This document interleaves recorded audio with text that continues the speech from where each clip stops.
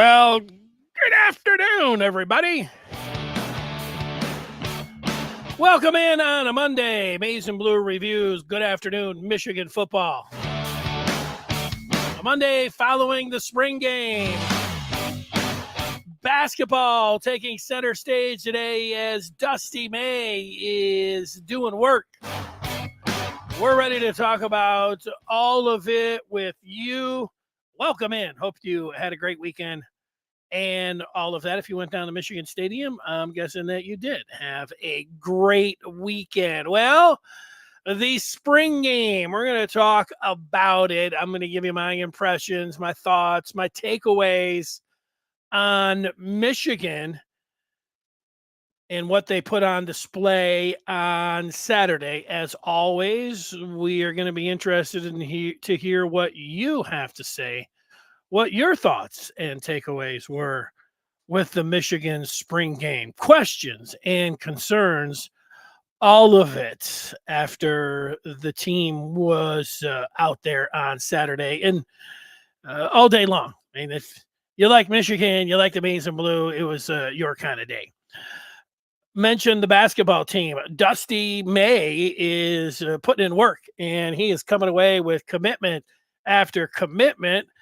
He is up to now double figures. You know, this roster couldn't put a team out on the floor a couple days ago, and now they're just looking to add a final couple pieces, players from all over the place coming in, a motley crew, and we'll see if they're able to gel together and what they're able to do next year. We'll be talking about it a lot, but we'll give you some of the names, give you some impressions on the players. I've watched them all, and I'll tell you what I think of it. But first, we've got commitment news. Yeah, Michigan had just been sitting there with 3 commitments for the longest time. That is over as Michigan has secured a commitment. They're now 4th of the 25 cycle as they pull in the number 1 ranked defensive end, Nate Marshall. Yeah, number 1. He is a 4-star and ranked number 1 by Rivals, number 21 overall. So this is as good as it gets if you're a Michigan fan. NM coming in. He is from Oak Park, Illinois, and he has accepted the challenge, and that is great news. If you're a Michigan football fan, you don't have to worry about sky is falling guy. You know, when are we going to get a career? When are we worried? When should I start? You know, all of that. And, you know, I understand as much as anybody trying to shake things up and, you know, get people going and everything. But now Michigan is put to end, at least that for the moment. Yeah, who's next? So we'll see. I've you know, taking a long view and saying, oh, Michigan will probably get going with a couple in May, and then they'll probably get a couple more in June, and then they'll really, people don't want to hear. They want it now. They want it, Nate Marshall, and you got it. So congratulations. You got that. That can, you know, satisfy you if you're somebody that's in the recruiting game for at least a day or two. Now, if not 3 days before you start saying, when's the next one? So this could be a seal breaker where others are ready to follow. That wouldn't be a surprise. You know, you get done with the spring practice and now, you know, guys coming in and, you know, they're thinking about, you know, grabbing one of those scholarships. They saw what Michigan put on display on Saturday and they want to be a part of it. So that all good news for Michigan. Now we get to the spring game. My first thing that I thought about the spring game, and it was great to see the folks that stopped by. We met on the southwest corner of the stadium where the War Eagle is at, and Ferris, who oftentimes joins the pod. He was like, are you going to be there? And there he was. He showed up. So it was great. And there were some others as well. And Jerry DiGario from the pod showed up, and it was great to see Jerry in person. So that was fun. You see, able to put the faces with the names and that kind of thing. That was great. And I got to experience walking in, but then, I was in the friendly confines of the press box, but then I went out half hour before kickoff and woo, and, a little cold, little windy out there. And that definitely affected the attendance. And sure, I thought that there was going to be 60,000 plus there, and I was taking the over, and it wasn't even half of that. So, you could be disappointed. I can't be too disappointed about that because, as you know, I've said it a few times, I'm a fair weather fan. I don't know. I would like to tell everybody, oh, I would have been down there all bundled up, sitting out there in the stadium, Michigan coming off a national championship and everything else. But man, and it didn't feel like walking in for the first time. But then the wind started kicking up. It was a little blustery, little chilly out there. Blustery in the reverse, right? So it wasn't the greatest weather, but anyways, the team didn't seem to mind out there. It was football weather, as has been pointed out. The first thing, I watched Ohio State last week, and Ohio State played a two-hand touch scarlet and gray game. And Michigan came out, and you're thinking, well, maybe Michigan will also play a two-hand touch game. And right from the very first snap, it was apparent that that wasn't going to be the case because it was full on tackling and hitting.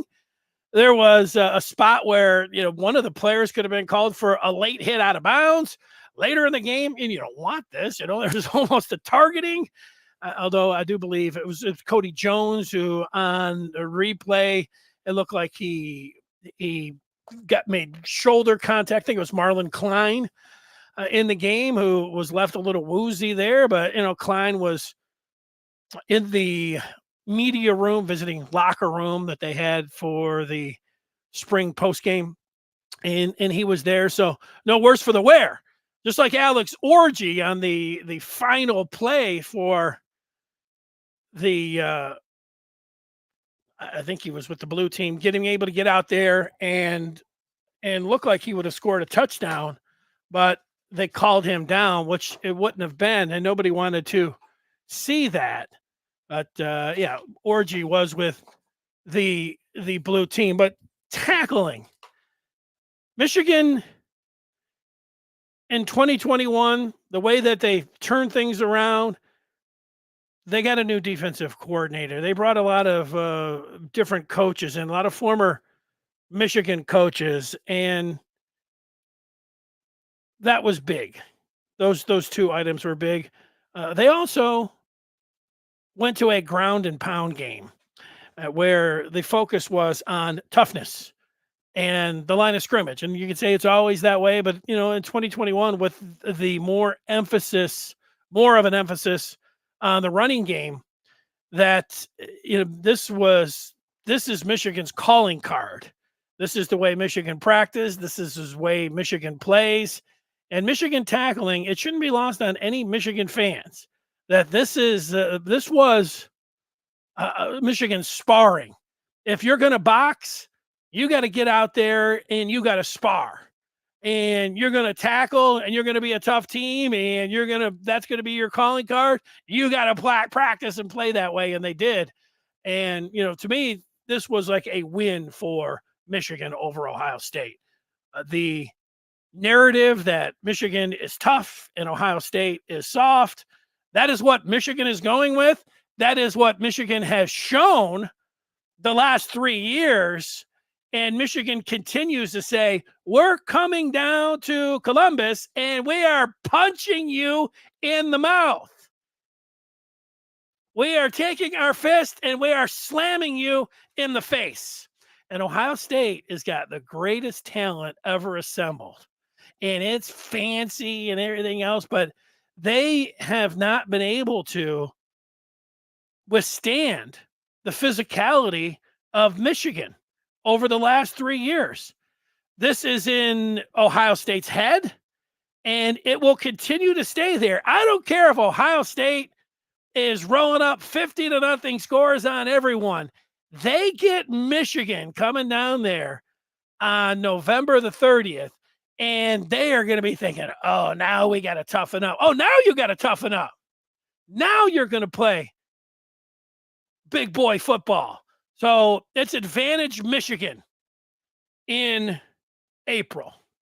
It doesn't matter what any Ohio State fan thinks, whatever fancy recruiting ranking that they can pull out, whatever amount of cash that they can pull out and say, this is what we have spent to assemble the greatest team ever. Bring it on.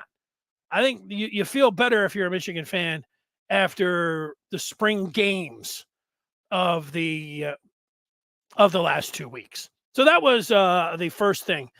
Now, the second thing for me was the quarterbacks. And this is how the quarterbacks have been arranged. If you have a 2 deep, 3 deep, we'll have a 5 deep because that's how many quarterbacks are out there competing for the starting job. Alex Orji went into spring as the likely quarterback 1. He emerges as quarterback 1.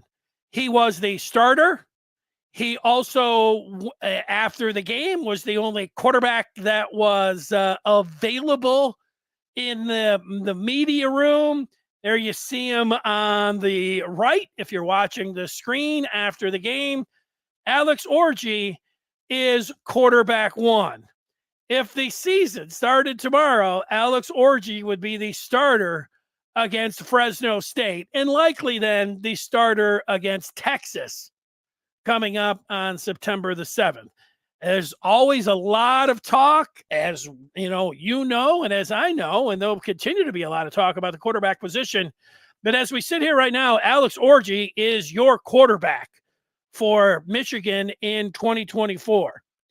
Davis Warren had an excellent spring.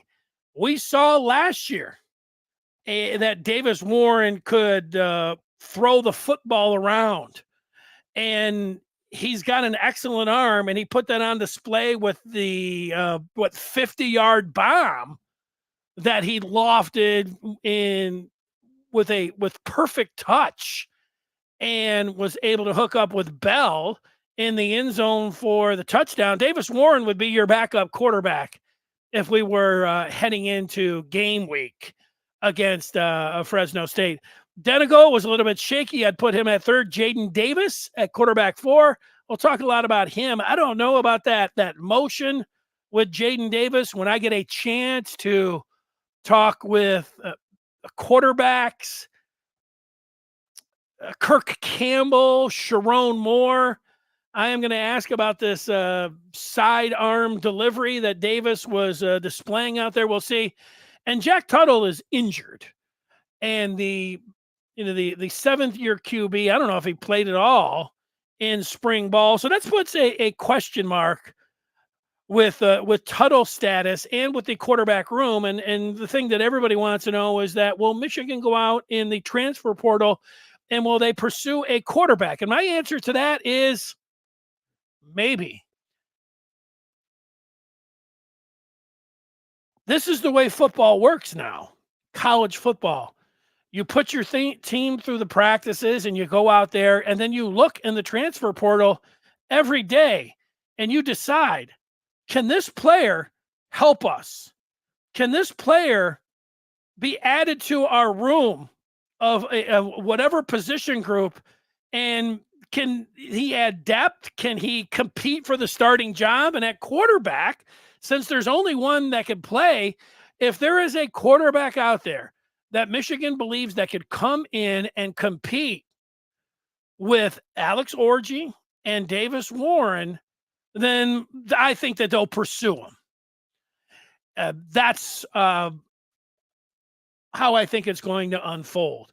I know there are different names, and the names will be put out there. There's been indication by Michigan during the spring, not outwardly, but behind the scenes, that they would look to the transfer portal. Now, sometimes that stuff gets put out there and, it's, spring fodder. It's made for rumors, and, they might want to say, look, you can say anything you want, about this is what people are saying, and there's not really, you can't really prove it. Is what I'm saying. If you're somebody that said Michigan will look to the transfer portal, and they might look to the transfer portal because there might be a quarterback out there, and there is, to me, an opening. Tuttle was he's obviously the oldest quarterback, a veteran quarterback, has the most experience out of all the guys because none of the other guys have any experience, and Tuttle does. So just in that, they might be looking for somebody to come in. Also, they had the opportunity for 15 practices to work with Denigal and Orgy and Warren and put them to see if they really think, hey, is this guy, Orgy in this case, is he really a bona fide starter for a team that wants to defend the national championship, that wants to win the Big Ten for the fourth time in a row, for a team that wants to get into the 12-team college football playoff? That's an awful lot. And they have to answer that question. And I believe that they will look to the portal, but it's going to depend who the player is and whether or not he's coming in. People like automatically thinking like, oh, they'll just go grab somebody and he'll be the starter come the last day of August against Fresno. I would still bet right now, if I was putting money down on it, that Alex Orgy would be the starter for Michigan to start the season. And I don't think that they'll play two quarterbacks. I don't like the idea of playing two quarterbacks. I never have. History suggests that it doesn't work almost every time. There have been instances where it has. Heck, for Michigan 2 years ago, because they weren't playing anybody for the first three games, Harbaugh was able to have the battle royale with Cade McNamara and J.J. McCarthy, where he was going to play the one game and play the other one in game two. Cade McNamara came out and, crapped the bed when he was out there, and J.J. won that job going away.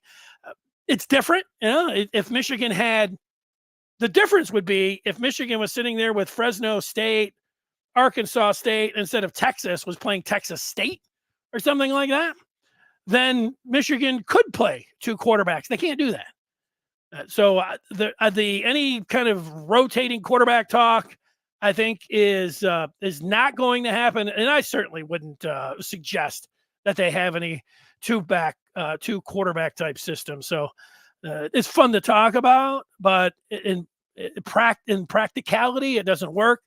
I know if Jim Scarcelli, who joins us on Wednesdays, watching this, he's like, no, that is a smart. I don't think so. So people can have differences of opinion on it. If you're adamant that no, Davis Warren should be out there, that's fine.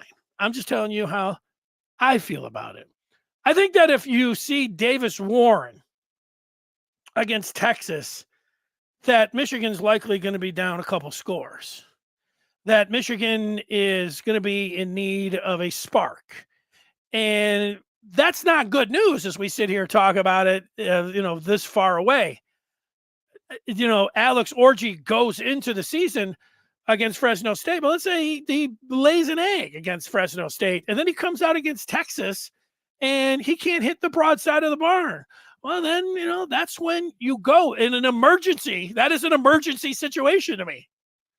You can say, what emergency situations if he gets hurt? Well, that's no if he gets hurt. If you need a spark, it could be Warren or the other quarterback. So as much as we're going to argue about it's Orgy or the whoever it is in the transfer portal, if they're able to lure somebody in to compete for this job, we will be discussing that. But I think that it's going to be Orgy to start the season out. That's how I believe that it's going to play out. I do believe standing 2 feet away from Alex Orgy after the spring game and talking with him, he has got the right mindset. Quarterbacks almost as a rule are savvy guys, smart guys, and they get it almost across the board. It kind of goes with you got to be a quarterback, you got to be ready for all that. But I was impressed how Orgy handled himself and dealt with all of the questions. I asked him if he could push the football down the field. He kind of laughed, like, so, he knew what people were saying about him.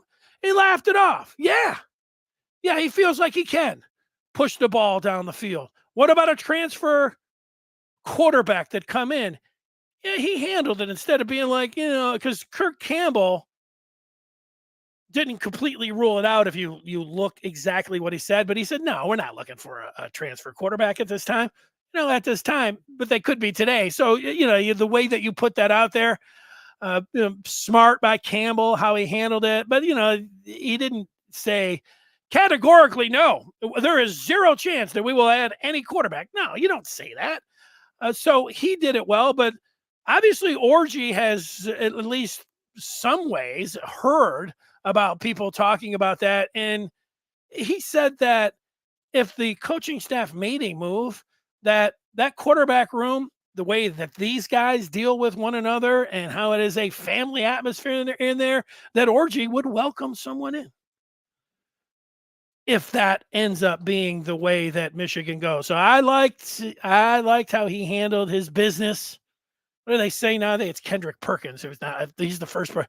He was standing on his business about being the quarterback. Very confident, handled all of the questions, and, is right now the quarterback one. The thing I would say about Orgy is that he's a work in progress at quarterback. He is an excellent runner. When it comes to throwing the football, there were a number of passes like the first two. So he got off on the wrong foot throwing the football. Like the third pass that he made, he kind of swung out there and just a kind of little, 5-10 yard out. Well, he threw that one in there, just zinged it in there. JJ McCarthy would have loved that throw. If that would have been his first one, everybody would have like, yeah. But you get those first impressions, you got your preconceived notions.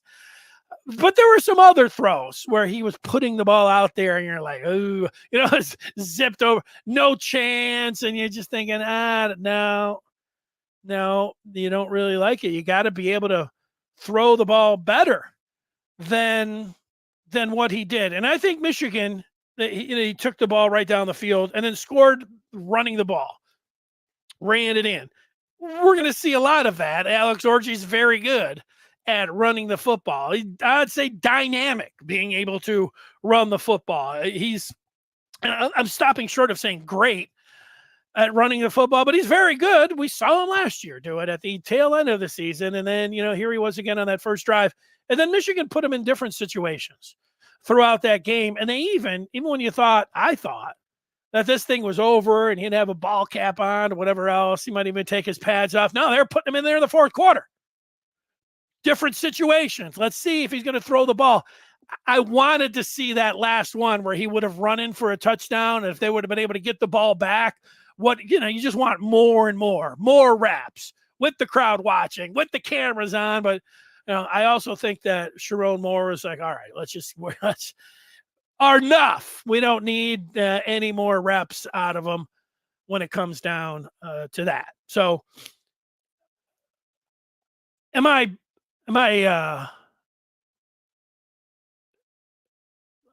is the stock higher in my mind with Orgy after seeing him, or is it lower after watching the spring game? I'm hesitant because I want to say that's about what I expected.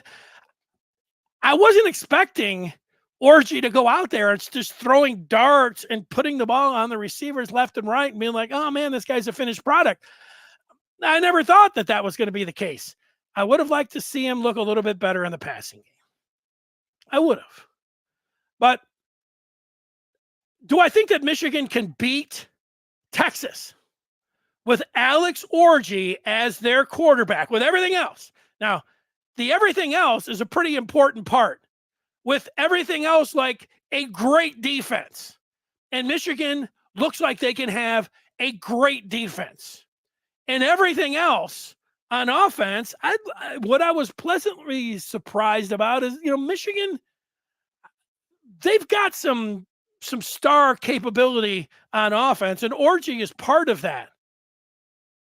I think whenever people are talking about Michigan and Orji and can they win with them, and I immediately see, like when I'm reading, whether it's here or Twitter, wherever, when I see somebody say Michigan won 3 years ago with Cade McNamara at quarterback, I feel that same way. I think Alex Orji, now McNamara was a better passer than Orji, but Orji, we know what he can do. I mean, he's a special runner and he's a work in progress as a thrower. I think Michigan can win with Orji. I'll say this about quarterbacks that are dual threat. They almost in every situation that I have seen, when you have every running athletic quarterback has questions about his passing ability. In the history of me watching quarterbacks at any level, they all get questioned like this. The draft is coming up on Thursday. I can remember just a few years ago when Lamar Jackson, there were 5 quarterbacks taken in that first round. Remember Baker Mayfield was number 1 and Lamar Jackson was the last pick in the first round. Well, Lamar Jackson during the draft process, there were a lot of people like, I don't know, Lamar Jackson, Lamar maybe, and there was even the notion and there's a lot of pushback about it. Like, hey, maybe Lamar should run the 40. Maybe he'd be a wide receiver. Now, that was like the old day thinking, like, oh, okay, you got a black athletic quarterback who was great in college. He's not going to translate to the pros. I think there was a little bit of that going on. And even, the Ravens, who ended up selecting him, they took a tight end with their other first round pick. Nobody else selected him. And then they picked him with the last pick. Great job. 2-time MVP, Lamar Jackson. But there have been questions about Lamar Jackson. Because Lamar Jackson is a great quarterback. He's such a great runner that he gets questioned about his throwing. I can also remember in that same draft, Josh Allen out of Wyoming. Now, I would just read about Josh Allen. Oh, the guy's just got the greatest arm. He can throw it to the moon. But then I watched Dan Orlovsky. It was before he was working for ESPN. And Orlovsky basically said that Josh Allen couldn't walk and chew gum at the same time. He couldn't read a defense to save his life. He had bust written all over him. Oh, yeah, he's got all the arm, but he can't read a defense. He can't go through progressions. I thought, man, if Orlovsky knows what he's talking about here, Allen will be a bust. But look at him. Look at Josh Allen. But look at even this year, though. People were like, Josh Allen.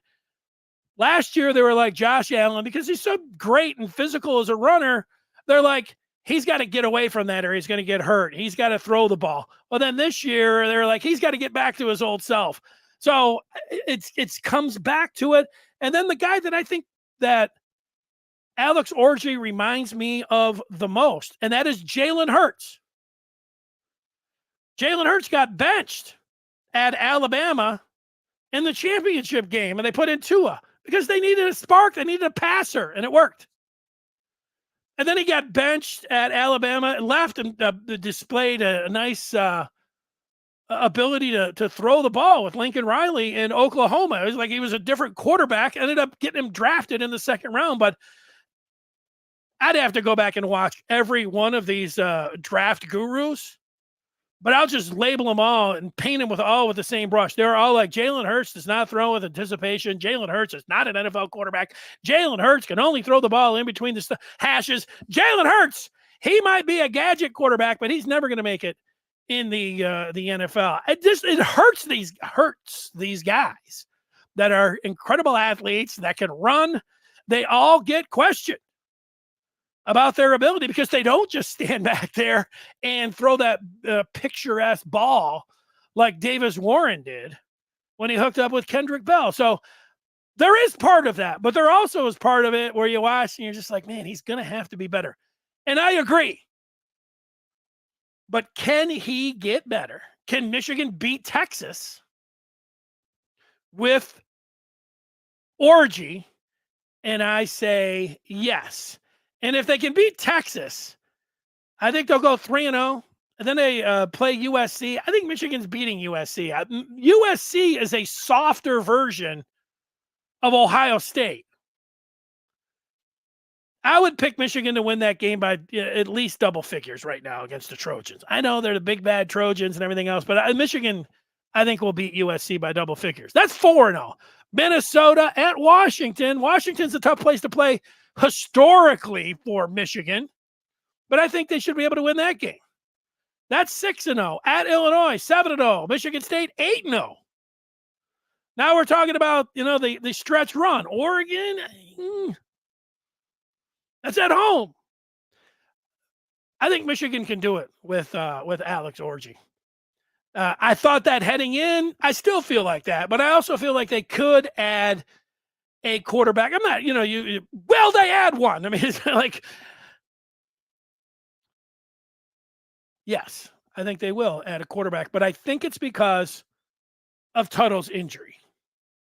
And whoever the biggest name is, you're like, oh yeah, and great, if they're able to get somebody that comes in and they feel like is better from May to August and will able to take over the job to be the starter in game one, that would be surprising, but would that be good news? That means that player must be pretty damn good, because Orji is pretty damn good everywhere except, you'd like him to be a little bit better passing the football. So that's how I feel about the quarterback room as we sit here right now. Orji will be the starter against Fresno State, but I do believe Michigan will bring in a transfer quarterback. My other point is the one that I think is the biggest one coming out of spring. Now, Gio Al-Hadi did not participate in the spring game. He's been banged up at practice. Preeb, the transfer from Northwestern, who is probably Michigan's best offensive lineman, he did not participate. So your best and your two guards. And then they had, two of them over on the blue side, three of them more. You didn't have a starting offensive line like you would through the other 14 practices. There would be the ones where you could, you got to gel and all that. So it was a hodgepodge. So that was a tough to get reads. I don't know, individually we'll see, hey, how did they move their feet? Did they let somebody come across their face? All these different things that the guys technically, I think Jerry D'Irio will be looking at the technical aspects. I think Scar will be doing the same thing when those guys join us, and they'll talk about the spring game. But if Michigan is going to be the Michigan from the last 3 years, the number one thing that they need is they need a plow horse, physical, dominating offensive line. And I don't know if they have that. Well, Miles Hinton, 100% healthy. He's a mountain of a man. Left tackle sounds great to me. Preeb, best offensive lineman they got. Crippen, he's ready to go. He's waited his time. Al-Hadi will be in there. Whoever it's going to be, Gentry or Percy over at right tackle. Maybe guard for Percy. Who knows? It sounds good on paper, but it needs to be brought to the paper, to the field, and to Texas, and smashing them from the first snap. If Michigan is going to play smash, they need the offensive line. And I don't know. And I don't think we are. We're not going to know. You're not going to know. And nobody is going to know until the Longhorns come in on September the 7th. That's when we're going to find out about Michigan's offensive line.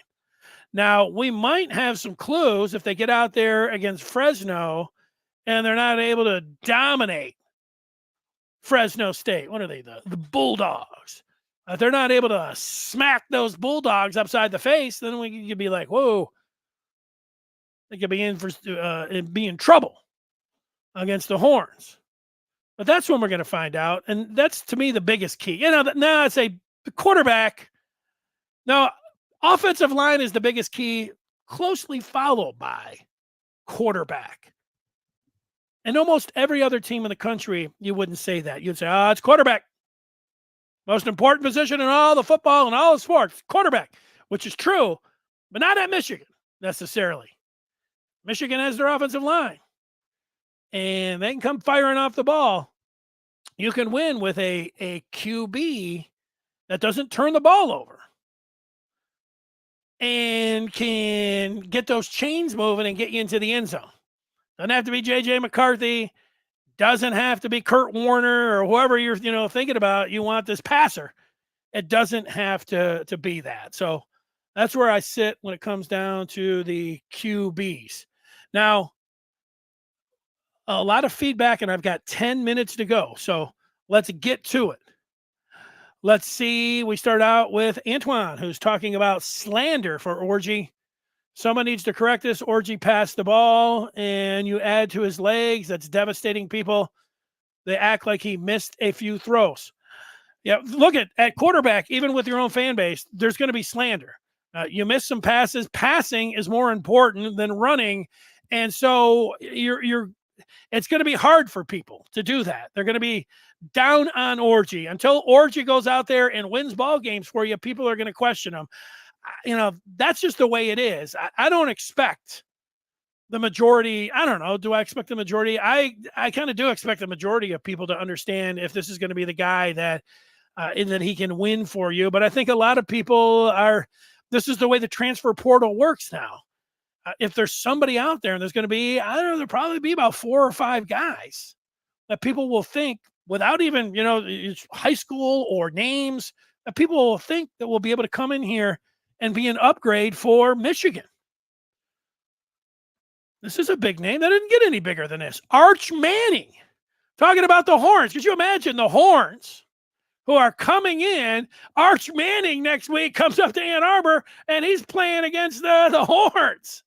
How about that for a storyline? There you go, Scott, who mentions 275 in the spring game for Texas. Antoine, not impressed by Arch Manning and Scott when it comes down to it. Woo! Oh, boy. Oh, wait a second. It looks like we got a lot of guys going back and forth here. Now, Andres, if I had to pick right now, are you going with Warren or Orgy? I don't think that's a tough one at all. I think that is, there's no doubt that it is Orgy. Scott says, did Jerry D outdress Scar at the spring game? Yeah, well, Scar was probably sitting on his couch. Jerry always outdresses everyone. Jerry looked great at the spring game. It was great to see him. Here's the punters saying that he thinks Michigan is stuck with Orgy, whether or not they're confident with him. I don't think Michigan will find better talent that they can afford in the portal. I don't think money, I think with basketball, money, and basketball's got it going right now, so not necessarily knocking them, but I think football, if there is a QB, if they really feel like, man, there's a guy out there that can come in and help this team better than what they have and get them to, I think that they would spend the money, but it's got to be the right player. I don't think they're just going to spend just to spend. If it's Arch Manning, I don't know what they're feeling like. Arch Manning, I always felt like was a little bit inflated because his name was Manning. You know what I mean? But maybe he is. That one's tough. When I hear all these, Arch Manning I don't know about that. AJ likes what he is seeing. Well, he says, what's the purpose of the spring game? It's to get the fans out there to be able to see the conclusion of the 15th practice, which is then put on as a, entertainment. And also, to get the players to get in front of the fans because it's a different atmosphere. And really, it's to work on the second and third string and the younger players from there. That is what it is all about. Let's see. Weistro thinks Antoine and Brian Cook agree on Orgy. I don't know. I know those guys do a great job and everything else, but I don't know how much that guy really knows about football. He's smart and everything else, but I don't know enough to say, and I don't know what he's saying, so I can't really verify what you're saying about him and everything else. Nothing against him. Doing a fabulous, making money, fabulous job over there, but not here. I don't really know anything. Old Timer says, look at the bright side. Orgy, no picks, touchdown run, should have been 2. And he really wasn't being schemed the way that he would be during the season. Well, that's right. And that's it. Look, arguing back and forth with one another. I know that you guys normally, you go on other podcasts and they don't bring you in here and you guys can, argue and bicker back and forth. I'd rather not see that, because what happens is it just it makes me have a hard time sifting through like comments like this from Jelinek, who says TJ Guy and DJ Waller were beasts. Yeah, Guy was in the backfield a lot. He was somebody that if he had never watched Michigan play, you'd say, I like him. And Waller's the same way. Waller's a playmaker. He got stripped after making a pick, but he's around the football a lot, and you can see his instincts, and I like DJ Waller. I am with you on that. JAM says he thinks the defense is going to be the real deal. Denegal will be, what we saw with Denegal will be most opposing teams this season. Yeah, I think the defense is going to be the real deal too. I like that. I'm with you on that. All right, let me get to basketball. Believe me, we'll be talking about the spring game in the days and weeks ahead. Michigan will win with Warren or OG. OT says he doesn't think they'll even go after a quarterback in the portal. Maybe. Let me just say this about Michigan basketball right now. Dusty is cooking. I have now, what is it, 9 names? Darrell Brooks, George Washington III, Will Cheddar, and Namari Burnett. Danny Wolf from Yale, a poor man's Laurie Markkinen. That's what I saw on tape. Big Red, Trey Donaldson. Reminds me of a bigger Mike Smith, who played at Michigan and was their starting point guard in 2021 on the Big Ten championship team. Roddy Gale Jr. from Ohio State reminds me of former Michigan guard Deion Harris. Justin Pippen, in the mold of an Eli Brooks. Reuben Jones from North Texas, a Kobe Buffkin clone. And Sam Walters, who they got today out of Bama, looks like Trey Murphy III. He plays for the Pelicans. He's their starting shooting guard. Walters is actually a little bit bigger. First thing I put down was Tony Kukoc.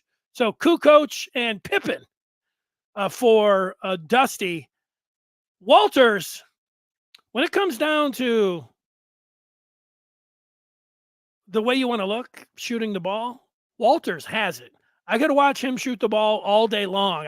He only averaged 5 points in 12 minutes with the Tide. He'll double those. He'll be a double-figure scorer, and he'll play double. He'll play 20 minutes for Michigan for sure. He might be their best out of all these guys that they got. I like the way he looks and the way he shoots the ball. I don't think Dusty is done. They're still looking. The Vladislav Golden, he is the big man from FAU. They're waiting on him. He reminds me of a guy I watched over the weekend. At one point, he was checking Luka Doncic, Zubac from the Clippers. Zubac is 7'1", and they've got a similar build. And the way that, check it out. I love that comp out of all the different comps that I had there. So we'll see how Dusty is able to do 3 or 4 more yet can happen. If you want more of a write-up on the basketball recruits and what I thought of them, I have a little write-up on each one of them. There's so many of them in there. You can check that out on the Maize and Blue Review.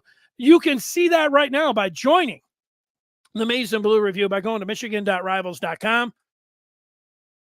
All right, that is going to do it. Looking forward to seeing everybody on Wednesday. Jim Scarcelli will be here. We'll see what Scar thought of the spring game. We only scratched the surface here on the spring game.